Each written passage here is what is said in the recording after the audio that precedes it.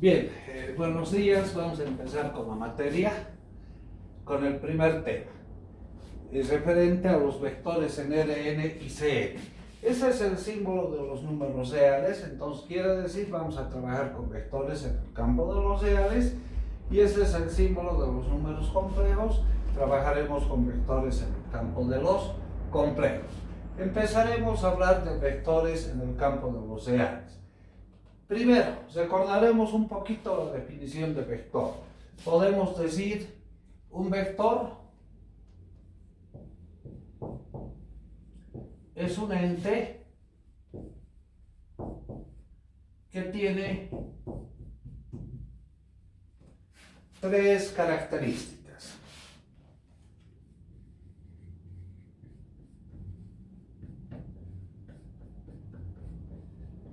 Que son, tiene tamaño, también magnitud o módulo. Tiene dirección y tiene sentido. ¿Qué vamos a entender por todo esto? Si representamos un vector, el vector A, la dirección nos va a dar, bueno, el tamaño, agarramos una unidad de medida, medimos cuántos milímetros, centímetros, metros, kilómetros es esta línea. La dirección nos da la flechita y con referencia al sentido vamos a tomar los ejes cardinales, el norte, el sur, el este, el oeste. Bien, diremos con referencia a la horizontal un sentido de alfa grados de este a norte. Bien, eso es lo que podemos entender de las tres características que tiene todo vector. Pero ahora entraremos un poquito a analizar qué queremos decir con vectores en Rn. Vamos a tomar la recta de los reales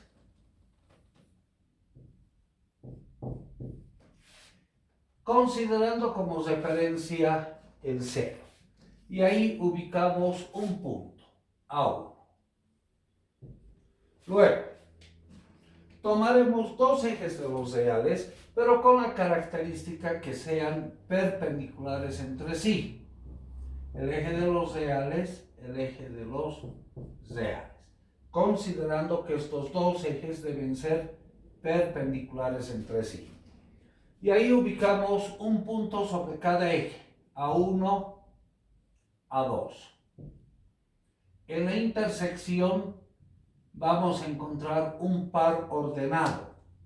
El par ordenado A1, A2. Vamos más allá. Consideremos tres ejes de los reales perpendiculares entre sí.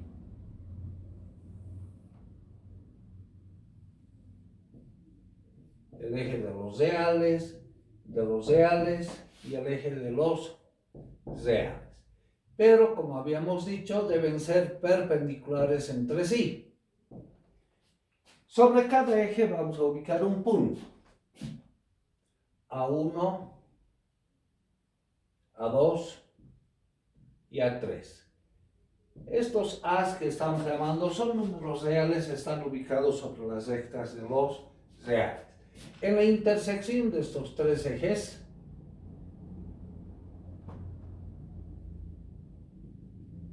vamos a ubicar una terna ordenada de números reales. Acá. La terna ordenada, A1 primero, A2, A3. Bueno, ahí recordaremos un poquito ahora de física. En física manejábamos vectores con esta notación. Un vector A, si está en el plano, A1 en Y, A2 en J, en el plano. Si está en el espacio de 3 dimensiones, el vector A lo solíamos representar como A1 en I, A2 en J, A3 en K. Bien, la notación estándar de representar un vector o normalizada, podemos decir A1, A2 en forma ordenada. En este caso, I, J, K son vectores de tamaño unitario que simplemente nos dan dirección. En el espacio de 3 dimensiones, A1, A2, A3. Ahora viene la pregunta. Aquí tenemos un par ordenado, lo que habíamos representado en este esquema. ¿Cómo? Eso es un vector. ¿Por qué aseguramos que un punto es un vector? Aquí viene un lema. El lema nos dice: todo vector está referenciado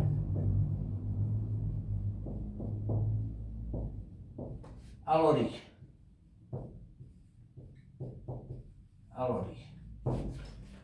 Bueno, en atención a este lema, vamos a decir, en el primer caso, este punto lo referenciamos al origen y obtenemos el vector A. Este punto lo referenciamos al origen, el vector A. O sea, el vector A, en este caso, es un par ordenado de coordenadas. En este caso, hacemos lo mismo. Ese punto lo referenciamos al origen, el vector A. ¿Cuál es la diferencia en los tres casos? Este es un vector que tiene una sola coordenada. Vamos a decir, es un vector que pertenece a los reales porque su coordenada es un número real en dimensión 1. Ese es un vector que pertenece a los reales, sus coordenadas son números reales, pero tiene un par de coordenadas, entonces pertenece a los reales en dimensión 2. Este es un vector que pertenece a los reales, sus coordenadas son números reales, pero tiene 3 coordenadas. Vamos a decir, este es un vector que pertenece a R3. Ahora, en la materia vamos a manejar vectores de esta naturaleza. A1, A2, A3, A4, sucesivamente, hasta A sub n. Es un vector que pertenece a los reales en dimensión n. Fíjense, si agarramos la notación que se suele usar en física por I, J, K, se nos van a acabar las letras porque aquí tenemos n coordenadas. Otra observación: cada coordenada va sobre un eje de los reales, pero estos ejes, ¿cómo son entre sí? Son perpendiculares. Si intentaríamos representar este vector de n coordenadas en forma gráfica, no vamos a poder, porque físicamente no podemos representar n ejes perpendiculares entre sí. Pero matemáticamente vamos a demostrar que sí existen n ejes perpendiculares entre sí. Eso lo vamos a ver a continuación enseguida. Bien, ahora, otra observación. Aquí puede surgir la duda: ¿qué aplicación tiene en ingeniería vectores de n coordenadas? ¿Será que nos vamos a ir a la dimensión enésima? No es así. Lo interesante de la materia, y en los futuros capítulos ya no le vamos a poner la flechita. La flechita nos indica un vector representado por una línea recta orientada. Les voy a poner un ejemplo. Un polinomio con coeficientes reales en dimensión n. Ese polinomio lo podemos representar como an x a la n más a n-1, x n-1, más sucesivamente a1x más a0. Ese es un polinomio de grado n, que puede tener raíces reales positivas, reales negativas, o también puede tener raíces complejas conjugadas. Si representamos las raíces reales positivas, reales negativas, etc., bueno, el polinomio puede tener esa gráfica. En estos puntos donde el polinomio se hace igual a 0, ubicamos las raíces en este semiperiodo reales negativas y acá ubicamos las raíces reales positivas. Fíjense, para nada esto tiene esta estructura de ser una recta orientada. Pero esto lo podemos acomodar en la notación de un vector. Entonces, ese vector lo vamos a representar como an-1, simplemente los coeficientes, y así sucesivamente. a1, a0. O sea, los coeficientes lo estamos poniendo en forma ordenada. Pero acá ya no tiene la estructura de ser el vector tradicional que conocíamos, solo que lo estamos acomodando en la notación vectorial. Ese es el motivo para evitar ya poner la flechita arriba. La flechita nos indica el vector tradicional. Pero este vector, ¿cuántas coordenadas tiene? Son números reales con n más 1 coordenadas hasta a0. Entonces, a los reales, n más 1. Fíjense, un polinomio lo estamos acomodando en la notación vectorial. Lo interesante de la materia, cualquier función vamos a acomodar a la notación vectorial indicando las condiciones. Por ejemplo, si tenemos esta función a sobre b, con las condiciones que a debe ser distinto de 0, de 1, etc., podemos anotar en la notación vectorial como un vector en R2, AB. AB es un vector que pertenece a R2, tal que A elevado a B. Y podemos poner condiciones A distinto de 1, las condiciones que sean pertinentes. Pero fíjense, una función la estamos acomodando como un vector en 2 dimensiones. Este vector también lo vamos a representar con una notación simplemente así. En el siguiente capítulo ya vamos a evitar poner la flechita. De momento, hasta que nos vayamos familiarizando con el uso de vectores, vamos a seguir poniendo la flechita. Bueno, quiero indicarles, en esta esquinita voy a anotar la clase, el número de clase y la pizarra. Cronológicamente vayamos avanzando, yo voy a ir sacando una foto de la pizarra y les voy a enviar al grupo de WhatsApp que tenemos para que puedan copiar con calma, y el desarrollo de la clase les voy a dar un link, lo vamos a colgar en el YouTube.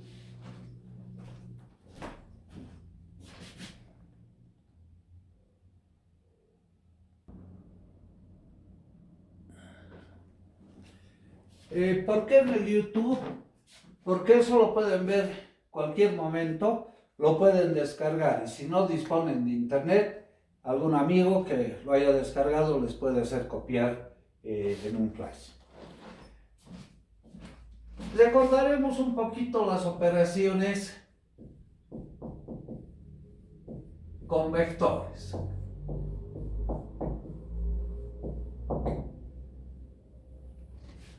La primera operación que se ve con vectores es la suma, equivalente, o en situación jerárquica, la resta de vectores. Tomaremos dos vectores, sean el vector A de coordenadas A1, A2, sucesivamente hasta A sub n. un vector que pertenece a R a la N. Y el vector B de coordenadas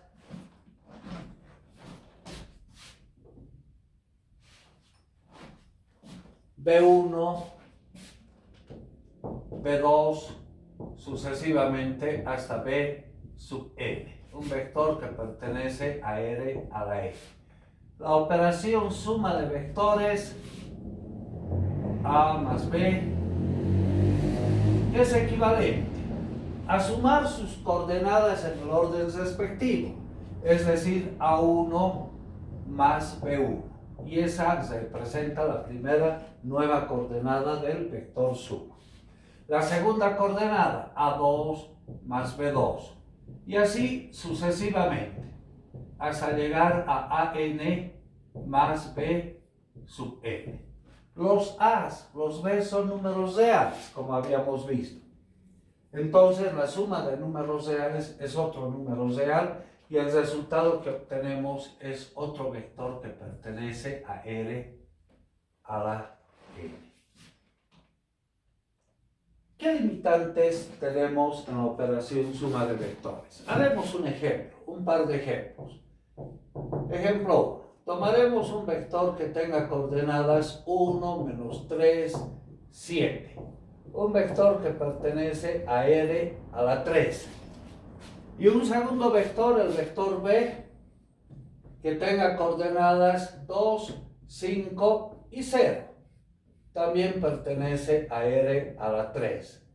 La suma de vectores, A más B, como la hemos definido, es equivalente.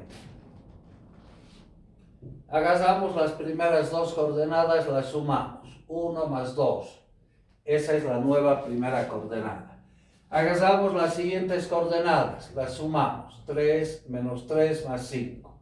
Y la suma de las terceras coordenadas.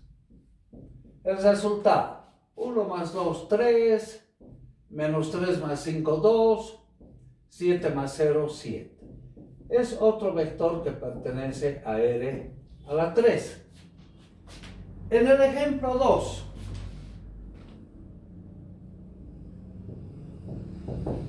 vamos a tomar el mismo primer vector del ejemplo 1, vale decir, el vector A de coordenadas 1, menos 3 y 7, y el vector B que tenga coordenadas 2, 5, simplemente. Siguiendo la lógica de la suma de los vectores A más B,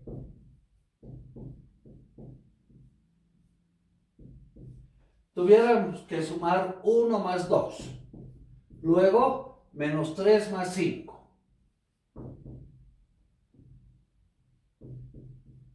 Y la tercera coordenada 7 ¿más qué?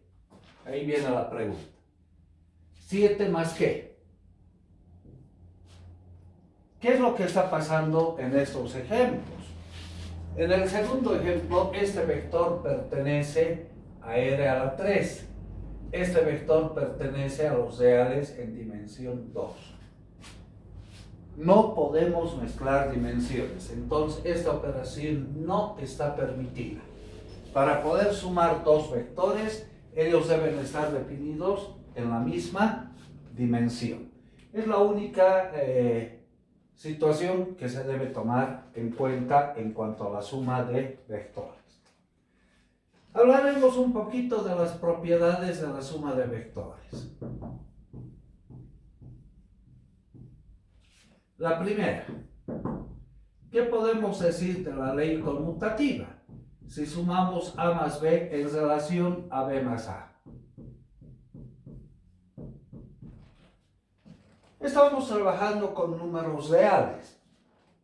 En números reales se cumple la ley conmutativa. Si hacemos el caso anterior, B más A, en vez de sumar A1 más B1, tuviéramos que sumar B1 más A1. Pero como son números reales, se cumple la ley conmutativa. En vez de sumar A2 más B2, B2 más A2. De igual manera, va a salir igual y así sucesivamente. Bn más An. Sigue siendo un vector en Rn, las coordenadas son iguales, entonces podemos afirmar. La suma de vectores cumple la ley conmutativa. Si hacemos en forma gráfica, si este es el vector A, y por ahí tenemos el vector B, eso también resulta interesante en el manejo de vectores, por eso vectores se usa tanto en ingeniería. Si un vector podemos trasladar a cualquier parte del espacio manteniendo sus tres características, vale decir, tamaño, dirección y sentido. El vector B voy a trasladarlo a continuación del vector A con esa consideración. Mantenemos el tamaño, la dirección y el sentido. Entonces, A más B consiste en unir el punto inicial del primer vector con el punto final del segundo vector. Este es el vector A más B. Si esta gráfica la hacemos a escala y con algún cuidado, voy a trasladar el vector B a esta posición.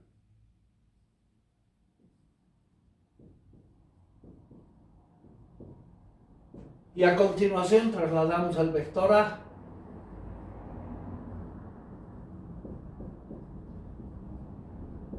En tamaño, dirección y sentido. La suma de B más A, unimos el punto inicial del primer vector con el punto final del segundo vector. Eso que hemos representado en rojo es B más A. Entonces, en forma gráfica también se puede comprobar la ley conmutativa haciendo con una escala conveniente. Segunda propiedad, la ley asociativa. Vectores definidos a la misma dimensión, si tenemos tres vectores, A más B, y el resultado de eso sumamos con otro vector C, podemos asociar esta suma de otra manera. El vector A más el vector B más C. Bueno, esta propiedad asociativa es prácticamente elocuente. Tercera propiedad. Existe un vector, el vector nulo, tal que si sumamos cualquier vector A más el vector nulo, ese vector nulo tiene la característica de que todas sus coordenadas son iguales a 0. Cualquier vector en el campo de los reales sumado al vector nulo nos reproduce el mismo vector. O podemos conmutar el vector nulo más el vector A. Debido a que no ocasiona un cambio, ese vector nulo se lo suele llamar vector nulo o neutro. Y la cuarta propiedad respecto a la suma de vectores. Para ver esa propiedad vamos a hablar un poquito de la resta de vectores. Aquí hemos hecho la suma de vectores. Si queremos restar los vectores A menos B, en vez de sumar sus coordenadas las restamos. A1 menos B1, A2 menos B2, AN menos B. Jerárquicamente es equivalente a la suma, aunque no cumple todas las propiedades, ¿verdad?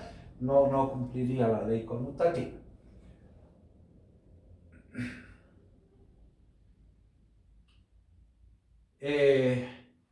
Bien, si sumamos un vector A más menos el vector A, el resultado va a ser el vector nulo. O eso también cumple la ley conmutativa, menos el vector A más A. ¿Qué está sucediendo con este vector menos A? Es simétrico al vector A. Entonces se le llama el vector menos A, es vector simétrico. vector simétrico. Bien, de la operación suma de vectores creo que no hay nada más interesante que enunciar. Pasaremos a la segunda operación con vectores. Producto de un escalar por un vector.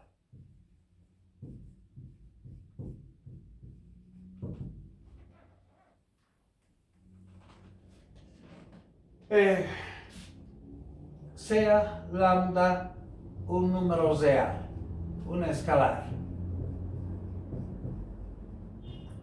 Y el vector A, un vector, el ED, A1, A2, sucesivamente hasta AN.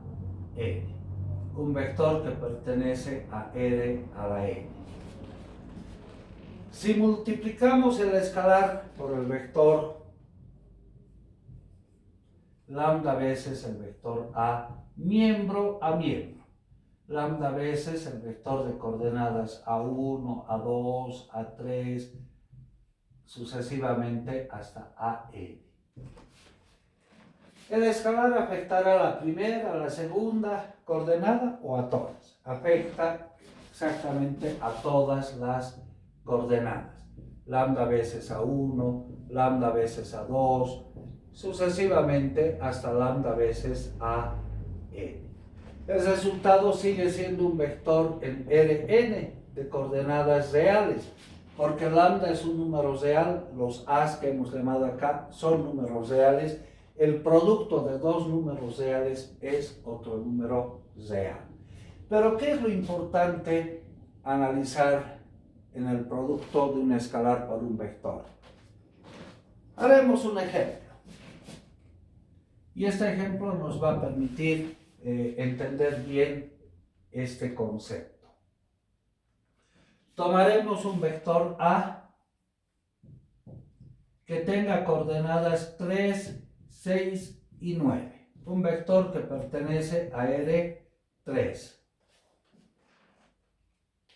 El primer caso de análisis. Seleccionaremos un valor de lambda. Lambda que sea igual a 2. Entonces lo que queremos hacer es 2 veces el vector A. 2 que multiplica 3, 6 y 9. Como afecta a todas las coordenadas, a todas y cada una de ellas, el vector resultante que vamos a obtener va a tener coordenadas 2 por 3, 6, 2 por 6, 12 y 2 por 9, 18. ¿Qué ha sucedido con el vector? Si hacemos una gráfica del vector A, al multiplicarlo por el escalar 2, todas las coordenadas han doblado su valor. En la intersección de esos tres puntos encontramos esta terna. Pero ¿cuál es la diferencia con esta? Que está en la misma dirección, en el mismo sentido. En consecuencia, al multiplicar por un escalar, lo que vamos a ocasionar es que el vector aumente en su tamaño. Esto va a suceder si lambda es mayor que 1. Para cualquier valor mayor que 1 ocasiona que mantiene su dirección, su sentido, pero cambia de tamaño. Segunda característica.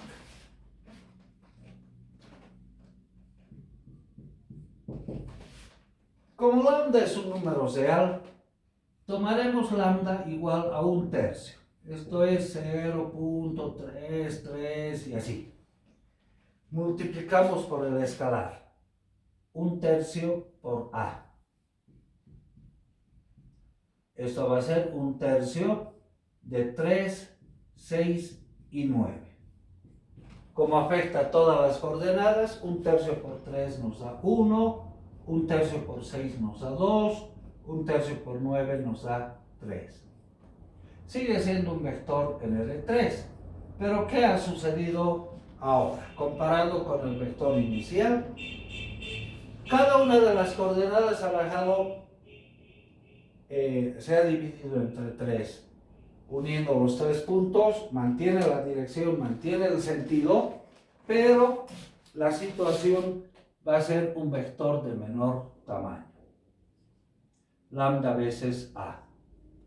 Esto va a suceder si lambda es mayor que 0 y estrictamente menor que 1. Para cualquier valor en ese intervalo, en ese rango entre 0 y 1, ocasiona que el vector se baje de tamaño.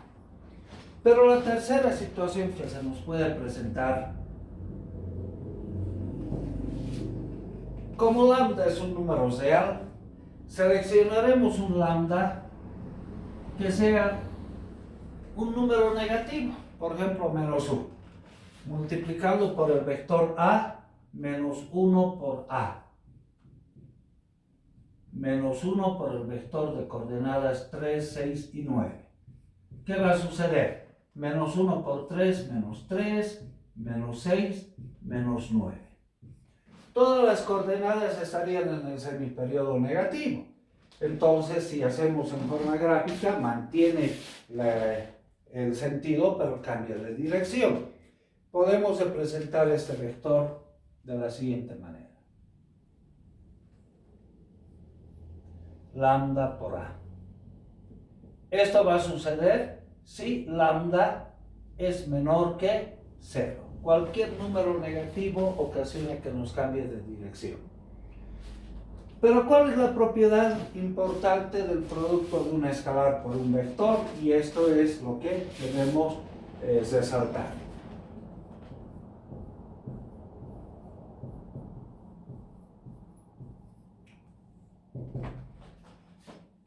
¿Qué podemos decir del vector A en relación al vector lambda veces A? ¿Qué característica los une? Veamos en los 3 casos que pueden presentarse. Siempre mantienen un paralelismo. Entonces, el vector A es siempre paralelo al vector lambda veces A. Bien, jóvenes, es la primera clase. Les voy a enviar durante la semana una segunda clase para que la puedan ver en el momento que tengan tiempo. Cualquier consulta me la van a hacer a través del grupo del WhatsApp. Que tengan buen día.